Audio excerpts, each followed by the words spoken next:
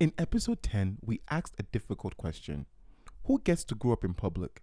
Because pop culture has a strange habit of freezing artists at the exact moment we fall in love with them. The heartbreak singer must stay heartbroken. The rebellious artist must stay rebellious. The pop star must keep performing the version of themselves that made them famous. Growth complicates that relationship because when artists change, the audience sometimes hears it as loss.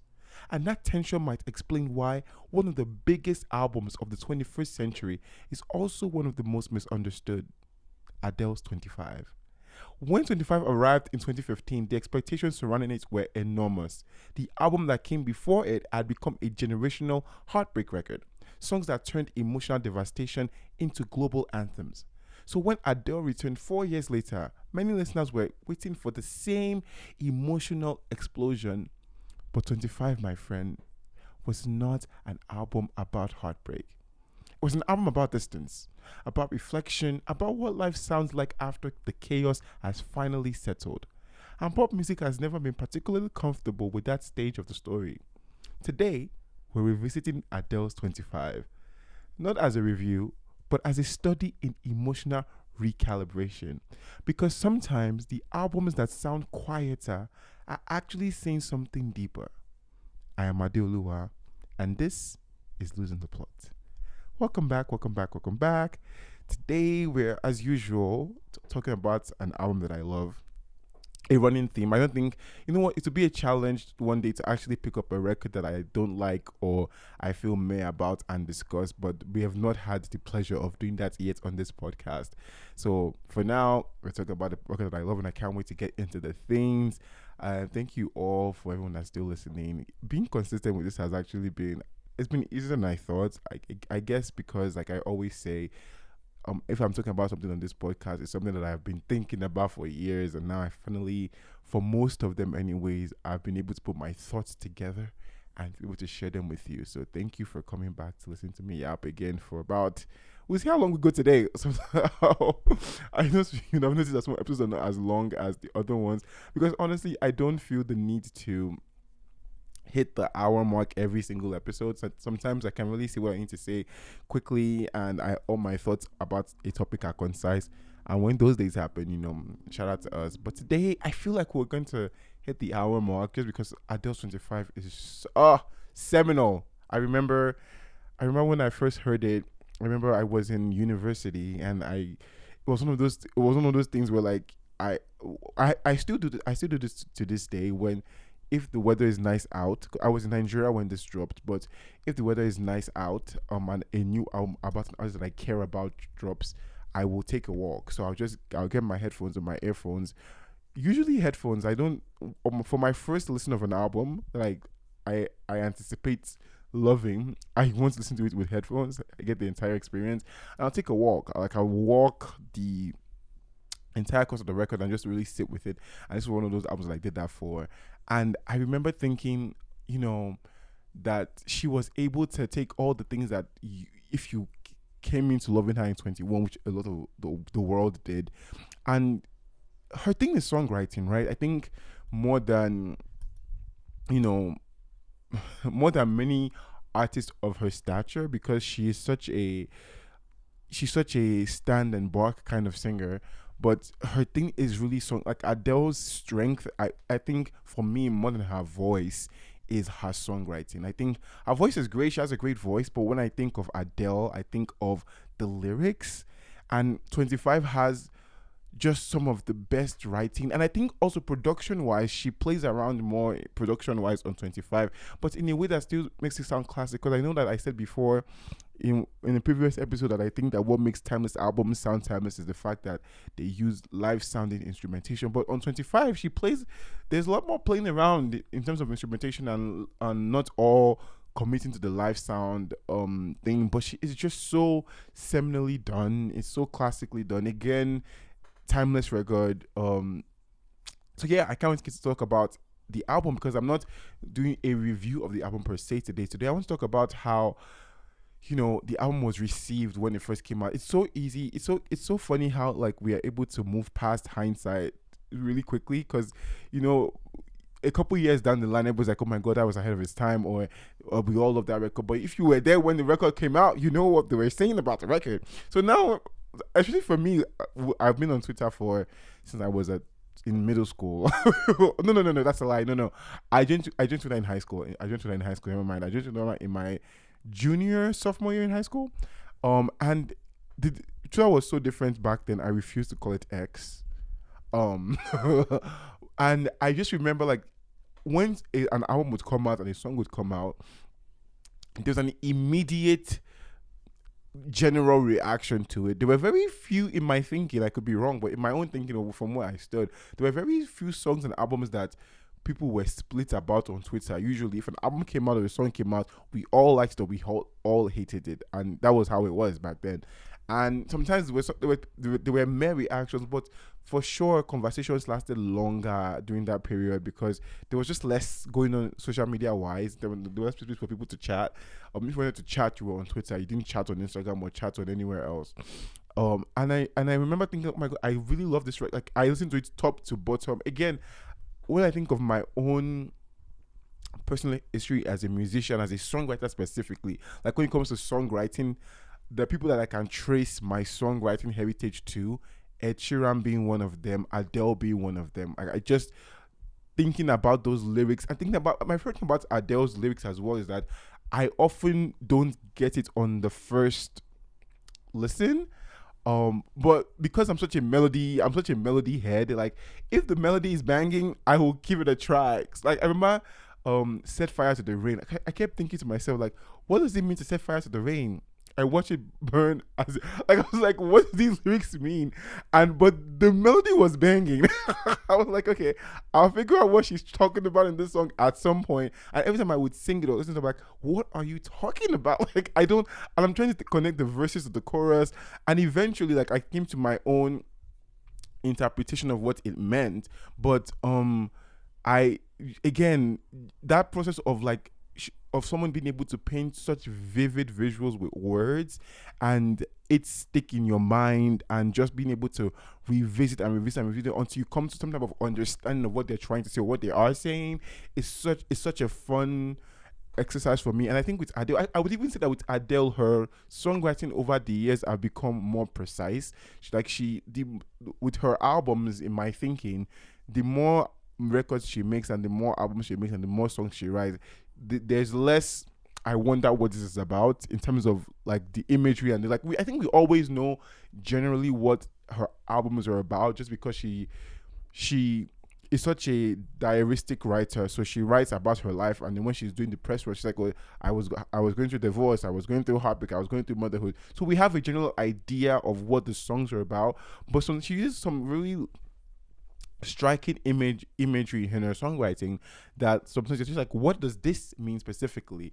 But I think like as she's made more music or grown as an artist, she has been able to become more specific. But I do still miss a lot of her, imagery, like what is she talking about? Lyrics. But again, 25 is just a great record to me. It's a great follow-up to 21. It's an album that doesn't try to be 21 at all. It's very its own. It's very grown up, and I just really loved her vocal performance on this as well. So we'll get into that in a bit. But if you're listening for the first time, welcome to Losing the Plot. If you're a return listener, welcome back to Losing the Plot, the podcast where we look past the surface of music and examine the systems, strategies, and cultural expectations shaping the songs we love. As I mentioned, and I continue to mention, we are going to talk about other things than music. We just haven't gotten to them yet. But I have good news. The non-music episodes are coming very shortly. I'm done working on them. Let me check my schedule. Let me see how many episodes you guys have to wait till I talk about something that's not music. So next episode is still music. Okay, after the next episode, so the 14th episode is not going to be about music. I'm not going to tell you what it's going to be about, but it's not going to be about music. So finally, you will get the non-music episodes very soon. In fact, okay, I think that 14th episode is the only one that's not about music. But the other ones are, yeah. Yeah. Okay, so the 14th episode is not going to be about music. But I've seen, I know when this season is going to end. So I've written the podcast all the way to the end of this season, and then when we come in for season 2, there will be we'll start off with it'll be more balanced. On my own side, because I am a fan and an aficionado. Oh, what's that word? Aficionado. I want to get the word right. One second. Aficionado. Yeah, aficionado. I am an aficionado. Aficionado of more things than music. I love films. I love fashion. I love popular culture in general. It just happens that I think for this first season, my thoughts are the most cemented about music things. For other things, I think I definitely need to do way more research, and I do have to have more cohesive thinking. But with the topics that we talked about this season, I did research for them, which you can tell by listening, but I didn't have to. Like, there are things I could just riff off of, but I want to be careful about doing that because I do want this to be a podcast where you listen and you learn something that's factual and veritable, mixed with my opinions, of course, but So yeah, we have one non-music episode coming up soon. So wait for that. Anyways, across this season so far, we've talked about albums as strategy, as cultural infrastructure, and as emotional documents. And that's what is the most interesting thing to me, is music as a historical document. When we go back to songs and albums, we're really able to get a snapshot of how the world is at the time of release of those things, because art is always going to be a product of the political and social climate that it comes out of, whether it's intentional or not. I know we talk about in popular zeitgeist, we talk about recession pop a lot, but even in films and in cinema, like the Oscars. I don't want to date my episode by talking about the Oscars. Sure. So the Oscars happened last night. And a lot of the acceptance speeches at the Oscars, obviously because of the political climate, were very direct about like where people stand about political issues, and obviously even the movies that won, like the films that won, are also reflective of what people are thinking about, right? So music is again another thing that we can use to examine what the collective consciousness of the time it comes out of was. So of course this is like we talked about that, and one of the things that we've explored, for example, we've explored in a previous episode how pop stars were engineered in the 1980s, right? We talked about that a lot. I'm very, I wouldn't say obsessed, but I'm very invested in who gets to be a pop star, why they have to be a pop star in that way, and why we receive them in that way. But in that episode, we kind of traced down the timeline to the 1980s. I think the 1980s was when the pop star archetype was built. We talked about vocal expectations as well. We talked about how last episode we talked about soft singing in the last episode, and we talked about how vocal expectations over the decades has changed. We've also examined in the previous episode who gets to grow up in public. So in terms of celebrities, who gets to evolve, and who do we give space to evolve? Because like to the regular folk, the general public, celebrities are avatars. They are these larger than life beings. We almost don't treat them as human beings, that when we meet them, we kind of want them to stay how we met them, when we love them, and when they evolve or when they have human issues and when they have problems, it becomes unacceptable to people. Like, oh, you have to be this, you have to be that, you have to be this. Except there are people that we give more grace or less grace to that too. So we talk about, if you're a woman, patriarchy is a thing. If you're a woman, the public wants to stay 25 or 20 forever. If you're in certain genres, your race matters. Like there's certain things that comes to play when we think about who the public allows to grow up in public and who they accept for growing up in public. So today's episode sits directly at the intersection of all those conversations, because Adele's career reveals something very fascinating about pop music, right? Pop loves emotional extremes, and we met Adele at an emotional extreme. I don't know if you guys know. Okay, let me give you the lore of 21. 21 is such... Let's talk about 21 first. I don't think we get to talk about 25 without talking about 21. So 21 is Adele's sophomore album, so which means it's her second studio album, and it came out in 2011. Um, she was 21 while she was making the album, and mind you, Adele had already been, I would say, big-ish in Europe, or in Europe before 21. So she wasn't that big in America, but she in 20 when she was making her debut 19, she was big. And those of you who know 19, stand up. 19 has some bangers, y'all. 19 has Cold Shoulder, which was one of my favorite Adele songs. I love Cold Shoulders. Chasing Pavements, Make You Feel My Love. So Adele has a uh she has this thing where on every album she does, I think except for 30 so far, she does a cover of a song. So the cover that she did for 19 was Make You Feel My Love, and I think a lot of people were introduced to Make Me Feel My Love because of her cover of it on 19. But yeah, 19 is also a really great album. It's you can hear her figuring her sound out on Right. Right as Rain is on 19. My Same is on 19. Hometown Glory. Yo, listen, Adele is one of those artists. She reminds me of Bruno Mars in the fact of she doesn't have a lot of like songs compared to her peers, but the songs and albums that she does have, wow, banger after banger. Right as Rain is on 19, which I love. And Adele also has the Billie Eilish thing where she only works like she writes all her stuff herself, and then there are only a couple of people that she works with. Like on every record, she works with like of like I'm looking at the track listing of 19 right now, and yeah, these I know all these songs. They're great songs, like songwriting so sound. But 19 is a bit more definitely definitely a soulful album, but not as intense as 21. 21 is intense. So I think the love for 21 goes that she was in this relationship, and she thought they were going to get married. I think she was even engaged. um so she was working on the album, and while she was working on the album, um the relationship that she was in broke down during the relationship, and so she started channeling her heartbreak and depression into those songs on that album. And the I think for her, this is important so that we can get to why 21 is so intense. um for her, like she had been dating for once she had been dating someone that was 10 years older than her, and she was also in the midst of this very important moment in her career.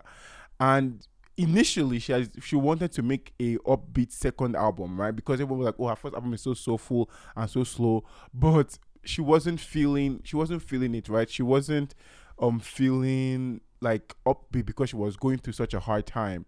And yeah, so she starts to work on this new record, and I believe she was in Nashville during the time that she was working on this, which informed her direction on the album. So if you've listened to 21, that 21 has this almost country feel rather.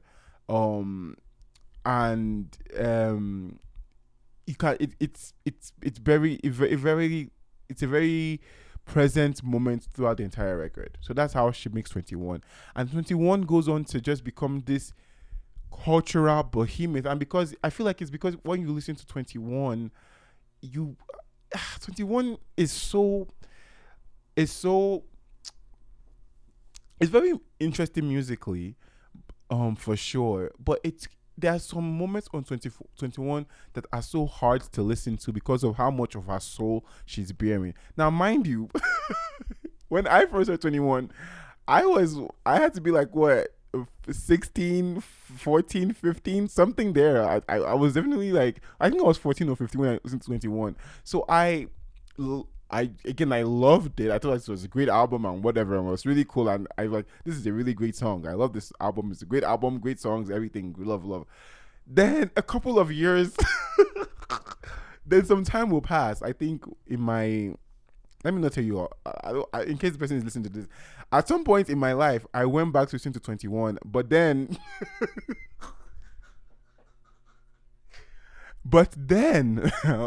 I could really relate to the subject matter on the album, and it's different. It really is different. I think that if you've not experienced the kind of stuff that she's talking. It's very specific. I think that's it's so funny about heartbreak. And heartbreak is one of those things. Also like love, I guess, where heartbreak is can be such a specific thing that you are going through, but everybody has gone through it in that specific way in their own way as well. Because like I remember when I went back to listen to 21, and it's the deep cuts too, not just the singles. Like, don't you remember One and Only? Oh my god. And you listen, you're like, oh my god, line by line, I'm going through this exact same thing. Is that not crazy? And again, 21, Adele in general makes, I've talked about this before, give me a nice 10, 11 song, 48 minutes, half an hour album. It's one of those, there are no skips on it. The songwriting is immaculate. It becomes this cultural bohemian because everybody can relate to it. And again, I was a kid or teenager when this came out. So I'm sure that the adults were like, yo, run that back. Someone Like You is hardly the most devastating song on this album. I know it's the big single that everybody knows, but it's hardly the Take It All. Take It All is Take It All, One and Only. Don't you remember Alone is just such a crazy song to like write for people to hear. But yeah, like it's just such the album is it's great, right? So I think we've beat the. So I want to talk about 21 some more. I think I want to move on. Let's move on. I can do a separate 21 episode, but I didn't do one now because I think that if I was going to do an episode about 21, it would just be about the songs and gushing about it. But 25 is more interesting to talk about because 25 shows how people react when you've had a successful hit and you want to pivot and you want to do differently. And everybody's like, no, give us heartbreak. And you're like, no, I'm not heartbroken anymore. Like, I'm a mom. I have love in my life. I have success in my life. And this is what this sounds like. It's very reflective, 25, in the direction that she goes with 25, right? Because again, pop loves emotional extremes but struggles with emotional stability. It's a through line that we've seen again and again and again and again in pop music, that when someone comes to us in their vulnerable moments, we want them to stay in that vulnerable moment. But if we think about how hard it is for someone to have to sing a song they wrote at their deepest, worst parts of life again and again and again for our entertainment, because with music and performance, and I can speak to this as a performer who cares about performance, there's some songs I have, little old me, there's songs that I have that I don't perform at every show, and not because they're hard to sing or because I can't. Just like I start singing the song, I'm like, oh my god, I'm back in that place. I don't want to be here. I don't want to be here. And they just like they can really take you there, because like if you for those who write their own songs, even if you don't write your own songs, there are some songs that they're covers. The songs are covers, or the songs are written by somebody else, and like, but you remember the moment you were when you heard the song, or it takes that moment, and to perform it again and again can be so emotionally intensive. Yes, very laborious to do. So for that reason, we struggle with emotional stability. So to understand why 25 confused some people, we need to revisit the album we came before it, which was 21, and we already did that. But let's talk about some of 21's facts, right? The shadow of 21. So 21 came out in 2011, and the album, again, I can't overstate how important 21 is to music in general because of the records it broke, right? It became one of the most successful releases in modern music history. It sold over 30 million copies worldwide. It spent 24 weeks at number 1 on the Billboard 200, and its song became landmarks for an entire generation. Someone Like You, Set Fire to the Rain, Rolling in the Deep. Again, I've talked about this. The reason why that worked so well because the album was universal. Heartbreak is universal. Everybody has gone through heartbreak or know someone who go to heartbreak. I think we just even like hearing heartbreak songs done right? I think as a songwriter, happy songs are harder to write than sad songs. They just are. But the sad songs that get the job done are the ones that come from a real place. And the success of 21 created a problem for Adele, right? Because when an album becomes culturally defining, audiences begin to expect the artist to recreate that exact emotional moment forever. But real life doesn't work like that. It just doesn't. You can't hopefully be heartbroken forever and ever and ever. Nobody wants that. Nobody wants that. So let's move on to the expectation trap, right? So by the time Adele began working on 25, her life had changed. She had become a mother. She had matured emotionally. She was now a multi-Grammy award winner. And the devastation that followed 21 no longer defined her life. But pop culture often expects artists to stay emotionally frozen in that moment that made them famous. So we wanted to hear the heartbreak singer stay heartbroken. And thankfully Adele was able to take a bet on it, because we know what happens when artists are like, you know what, you guys want this, let me give you some more of this. We know what happens, because the same people that say they want you in that moment forever, they get bored and they're like, oh my god, this again. So as an artist, you owe it to yourself to not to do what feels right and what your heart wants to do next. Because if you stay frozen in a point in time for an audience, that same audience will tell you that they want you to grow, right? So it's better for you to go on your own terms than to do it after people get bored of you making the same album twice. Don't make the same album twice. Don't. All my faves don't do that. All my faves make different albums. Like making the same album is such a waste of everybody's time, bro. It's such a waste of everybody's time, because it's just like, we've heard this before. Make something new. Make some new stuff, please, please, please, please, please, please. And again, heartbreak is just, we love extremes, right? So happiness and sadness are so, they are very, you know what you're getting. But an album that's emotionally complex, that shows reflection, it's just, it's like, what is this? Like, you're growing? Ew. You're healing? What do you mean you're healing? I want to hear you heal.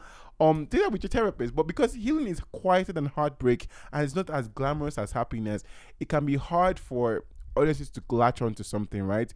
And albums about growth are harder to dramatize. There is no scandal anchoring the album. There's no it's just like, this is the album I made because of how I'm growing and I want you to hear it. So that can be a thing. And also, you know, on 25, you can hear that Adele has matured. Her singing has matured. I'm not sure if this is the album before she had her surgery. She had a surgery. I think it's before this album. I could be wrong. But her voice sounds pristine.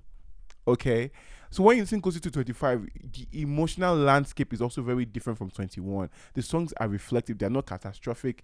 The opening single, Hello. Oh, let's talk about Hello for a second. Now, Adele does go away, so this works for her. Some artists don't go away. So having a comeback single that starts with Hello is just so, it's so good. It's great PR. The opening single Hello sounds very dramatic because Adele's voice is dramatic, but lyrics they tell a different story. Like Hello from the other side, right? From the other side, that line signals distance, perspective, a conversation with the past rather than a scream inside the present. And then 25, again, I talk about Adele's songwriting. 25 is so good, guys. I'm looking at the track list of 25 right now, and again, no misses, bro. Send my love to your new lover. She's starting to have fun with production and having fun with tempo here. I Miss You.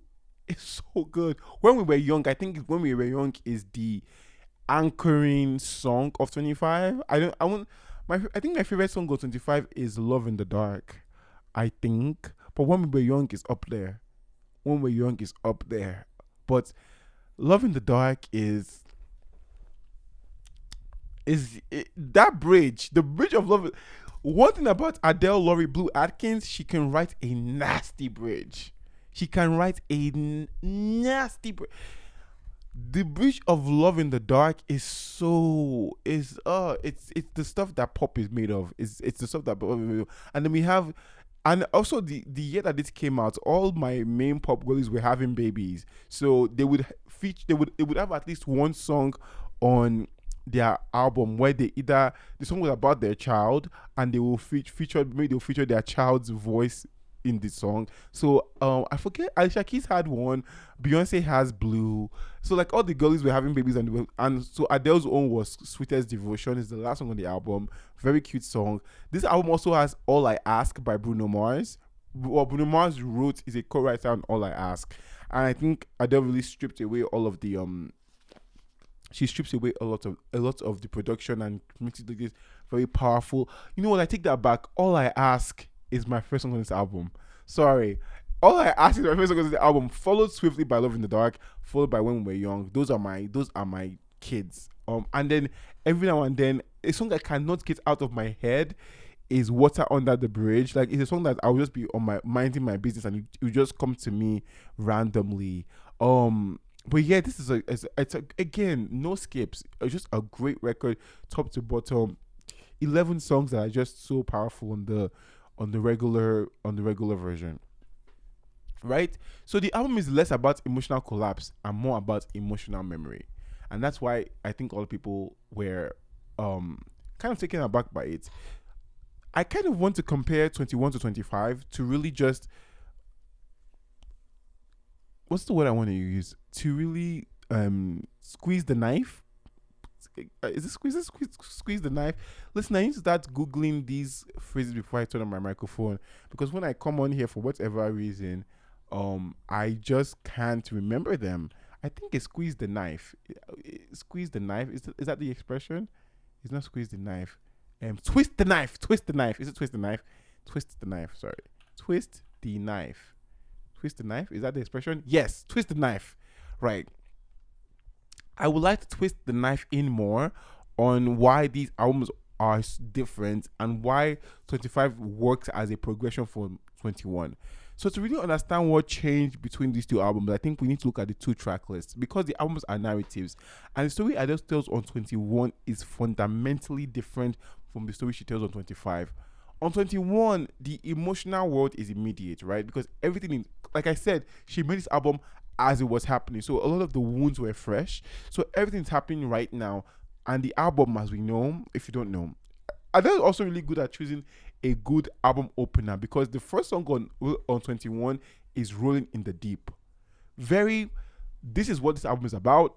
It drags you in immediately, right? So Rolling in the Deep it's a declaration of betrayal, not reflection, not closure, rage. She's angry on that record, and you can hear it in her voice. You can hear it in the stomping. The production is very explosive, hand claps, pounding drop, gospel choir energy. It sounds like confrontation. And you compare that to 25, where the opening is Hello, and at first glance it just feels as dramatic, but Hello is emotionally different from Rolling the Deep. Hello is not a confrontation. It is more of a voicemail. It's a message sent across time. She talks about Hello from the Other Side. It's a song about distance and memory, perspective, and already like the emotional posture has changed. So you can see how even how the two albums begin, there are differences in her approach to telling the story. Then for 21, the track 2 is Rumor Has It, which is Rumor Has It was a song that she wrote like as a joke, which I think is so funny that Adele wants to write a song as a joke and she writes Rumor Has It. Like, it just shows like her level of lyricism. I think she like again heard a bunch of rumors that she's like, you know what, it'll be fun to write this as a story, as a joke. And in comparison to a lot of her discography, Rumor has a bit of tempo, especially on that album itself. Like, it's one of the few fun songs on the album. And those of you who watch Glee know that Glee did an episode where they combined, they did a mashup of Rumor Has It and Someone Like You, and lives were changed. One of the best Glee covers there is. There's no need to fight me. I think we all agree on that. But yeah, Rumor Has It is accusatory, it's suspicious, it's defensive. She's literally fighting rumors still inside the chaos of a breakup. But track 2 on 25 is Send My Love to Your New Lover. And the emotional tone of that also could not be any more different, because instead of confrontation, she releases the person. We get release, right? The song literally tells the ex to move on. Enjoy your new lover. Not sarcastically, not bitterly, just done, right? So you're seeing a pattern of here that on 25, she's displaying emotional closure compared to 21, where she's in the fight where she's fighting confrontation, where she's accusatory. And closure is less dramatic than conflict, but it is also many times more honest, because with closure, you've had time to reflect on the thing. Moving on to track 3 on 21, it's one of my favorite songs she's ever written, Turning Tables. Turning Tables is a masterpiece. It's so good. The production on Turning Tables, it reminds me of, funny enough, Turning Tables reminds me, it makes me feel a lot of how Love in the Dark makes me feel. It's just it's just good, you know. And lyric writing, again, I think lyric writing is her biggest strength. On Tony Debo, she sings, "Next time I'll be braver, I'll be my own savior. When the thunder comes from me, next time I'll be braver, I'll be my own savior, standing on my own 2 feet." What? The pen's on fire. So again, you can tell in Turning Tables that the wound is still open. But on 25, our track 3 is "I Miss You." And here the nostalgia is different. It's not about heartbreak, it's about intensity. It's about I think "I Miss You" is about sex. I don't know if anyone has ever said this explicitly, but I from the lyrics, I think it's one of her racier songs. Again, she's one kind of racy artist that will just write like a song and be like literal about it. But I think, in my thinking, even the way the production of the song is, I know it's like it covers like emotional vulnerability, but I feel like it's, you could look at it as an intimate song if you wanted to. Like you could, because there's a line where she says, "Bring the ground up to my knees" or something like that. Let me um fall into your gravity. So she doesn't say sex, like, but I feel like you can interpret it as that as well. So it's not about heartbreak, it's about intensity, it's about missing the feeling of being consumed by love. So it's a subtler emotional territory. Let's move on to track 4. Track 4 is "Don't You." Oh my god, you guys, if you have never experienced the what's the word, decapacitating heartbreak, I really hope you never experience it. Honestly, it's one of the worst things you can that can happen to you in this world. "Don't You Remember" is someone searching for answers. She's like, "Don't you remember" is for those of you those of you who have been in traumatic heartbreak situations. You know that part of the heartbreak, and this can only happen to you when you're the one that they're breaking up with. Actually no, you could be the one initiating the breakup and still experience this. It's kind of like when you're like, the writing is on the wall, like this relationship is going to end, like it's over, it's going to end, if not today, tomorrow. But it's also like, how did we even get here? Like, it's like you are so close to the end and you're not like thinking, but when did things get to this point? Like, when, like, don't you remember, like, when we used to, like, love, and like, oh, like, what happened to all that? What happened? What happened? And it's like you're searching for answers, trying to understand what went wrong, and one part of your brain is like, you don't understand how things have gotten to this point, and the other part of your brain is like, this is going to end, like, we need to wrap it up. And it's written so beautifully. And at the end of the song, I want to pull up the lyrics here. At the end of "Don't You Remember," she goes, I think it goes from "Don't You Remember," and then she goes to "Please Remember," and it's just the most vulnerable. It's such a hard song to, like, I couldn't, there was time like I could not listen to this song, because it was just like, it's kind of like you're begging someone to love you. It goes, or the bridge, I gave you the space so you could breathe. I kept my distance so you would be free, in hope that you'd find the missing piece to bring you back to me. Why don't you remember? Don't you remember the reason you loved me before? Baby, please remember me once more. When will I see you again? Y'all, again, if you have never experienced decapacitating heartbreak, I don't wish it on you. Except if I'm one of my enemies, I used to on you like mad. But it is one of those things where like it's just such a it's one of those songs. It's one of those songs. Um, and then we move on to 25. On 25, track 4 is When We Were Young. And again, with this, you see, you see growth and maturity, right? Because When We Were Young is not about a breakup. It's a song about emotional evolution. It's about time. It's about seeing someone from your past and realizing that entire versions of your life are gone. It's not heartbreak. It's not nostalgia. It's emotional currency of adulthood, right? I love the song so much because of like, again, the songwriting with Adele is next level. It's my favorite thing about her work. It's just such a it's just such she's able to put emotions in words that in a way that's so specific but yet so broad. Like think of verse 2 where she goes, I was so scared to face my fears. Nobody told me you'd be here. And I swear you'd move overseas. That's what you said when you left me. In that pre in the chorus, let me photograph. Oh, I love the chorus so much, you guys. Let me photograph you in this light in case it is the last time that we might be exactly like we were before we realized we're so scared of getting old. It made us restless. And in the chorus at the very end, she says, we're so scared of getting old. It made us restless. Reckless and restless. It was just like a movie. It was just like a song. My God, this reminds me when we were young. Again, a songwriter through and through.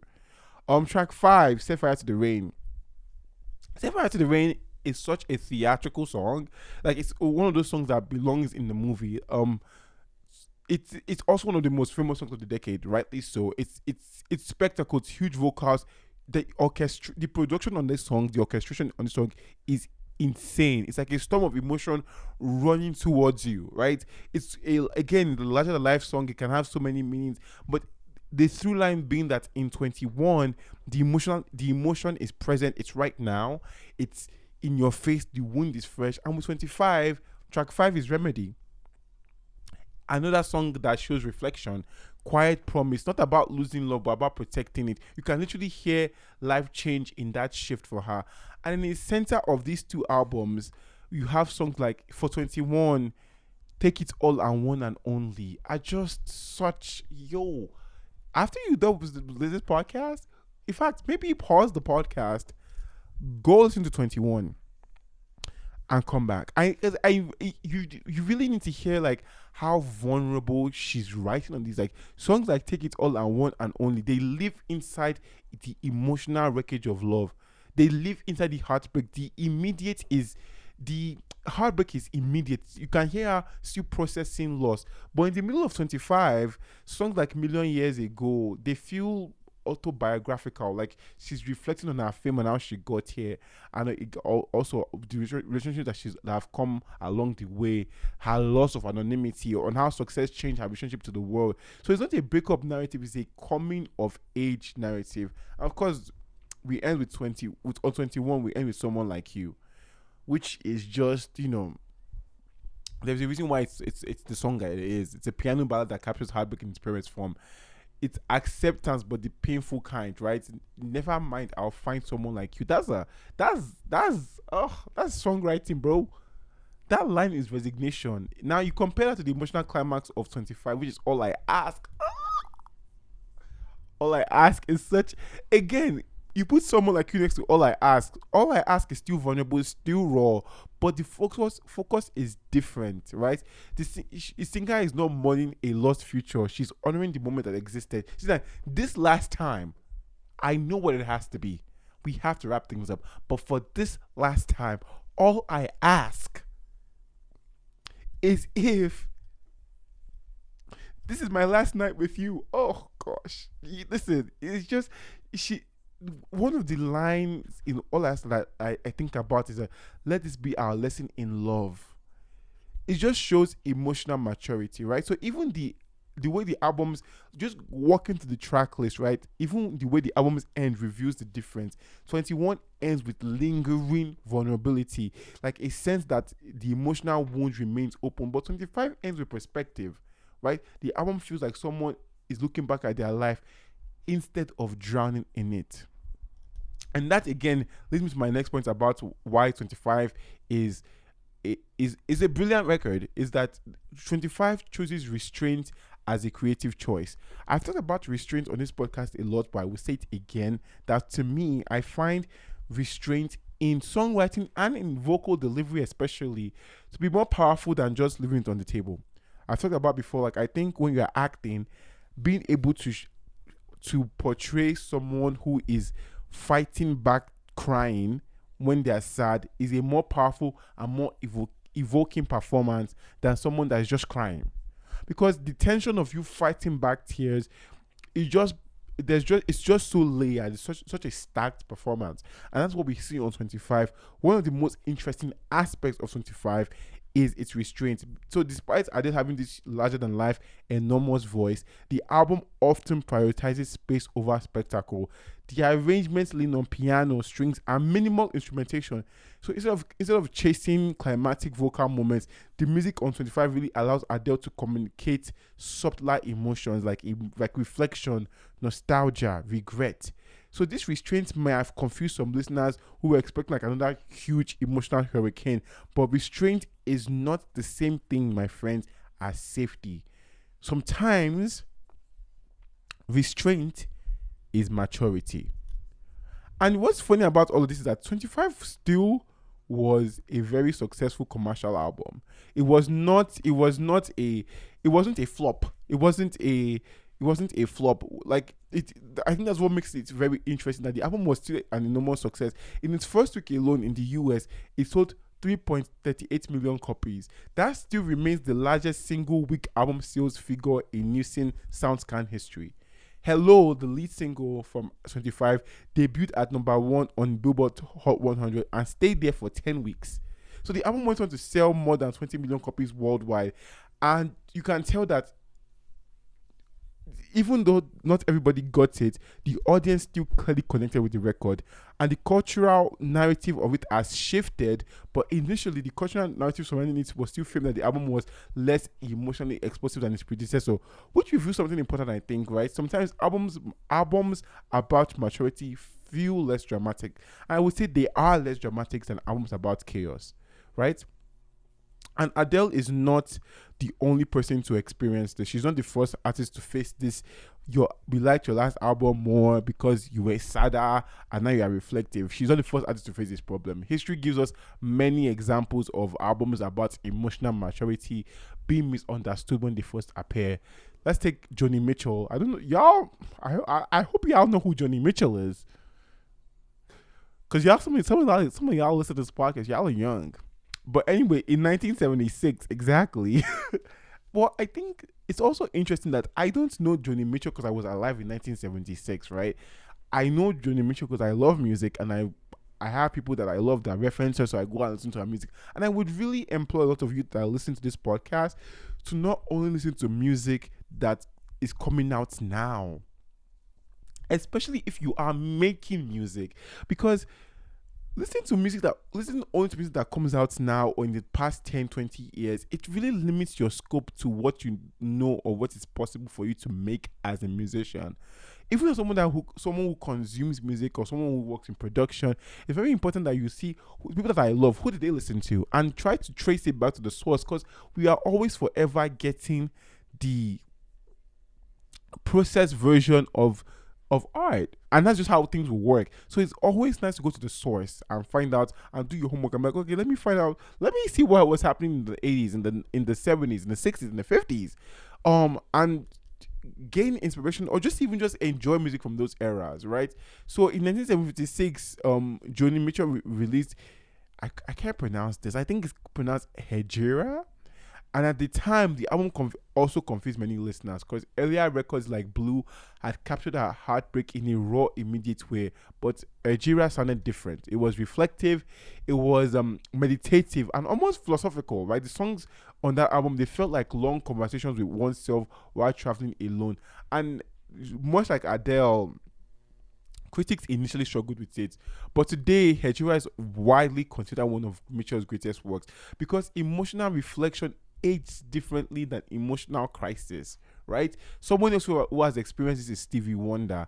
In 1979, Stevie released Journey Through the Secret Life of Plants, and the album was quieter and more introspective than his previous work. And many listeners at the time dismissed the albums, but over time, critics started recognizing how ambitious and forward-thinking it actually was. So these examples altogether, I think there are more examples of this throughout pop music, but these examples specifically remind us something very important, and that albums about emotional growth, sometimes they need time to cook in the public consciousness, and also they are usually more forward sounding than albums about chaos, and also they review their value just very slowly because maturity rarely arrives with fireworks, right? There, when something is mature, it might not come with the big flashy bang and whatever. It's taste. It needs time to cook, time for you to really get what it's trying to say. There's also another way to think about 25 for Adele as an artist from our own perspective. And it's kind of, I think, the way she was thinking of 21 when she was making 21. And it is not as a retreat, but as recalibration. So instead of trying to recreate the chaos of 21, which is so emotionally intensive and laborious that I don't think anybody would want to do, she allowed her music to reflect the life she was actually living, which she also has cemented by naming the albums after the ages that she is when she makes them, right? And that choice may be why her career has remained so stable. Because Adele does not know how to write one or two type of songs really, really well, but she has evolved in how she writes and makes those songs, right? Because even with 30, we have I Drink Wine. Great record. Like with Adele, I think many of us want to hear her do something different and really push herself out of her comfort zone and all of that. But the thing is, like, the one that she does it so, no one does it like her. Easy on Me is amazing. To Be Loved, Hold On is my song. Hold On is one of the best, like, that's a song I go back to time and time again. Hold On is just so, Love Is a Game. You can hear that there's a type of song that she likes writing and she knows how to write really well. But man, can she write it? Man, can she write it? And that's all we ask sometimes, is that you, even if you want to stay in a lane, that you become the top dog of that lane. Because artists who constantly repeat the same emotional moments often burn out, but artists who evolve emotionally tend to last longer. And in that sense, I would say that 25 might represent a blueprint of longevity. Oh my god. In that sense, I think 25 might represent a blueprint for longevity. Longevity. God, more. Make an album that's not louder but just wiser, right? So I think this conversation connects directly to earlier episodes of this season. So in episode 7, we talk about the pop star archetype. In episode 10, we talk about who gets to go up in public. And in 11, we've explored vocal expectations and how they evolve. So Adele sits right in the middle of all those conversations, at the intersection of all those conversations, because her career shows what happens when an artist refuses to stay emotionally frozen. So, at this point of the show, I want to give you guys something to consider. When you listen to the artists you love, do you want them to stay the same or do you want them to grow? And don't rush to answer that. Think about that for real. Think about your favorite artists and your favorite songs.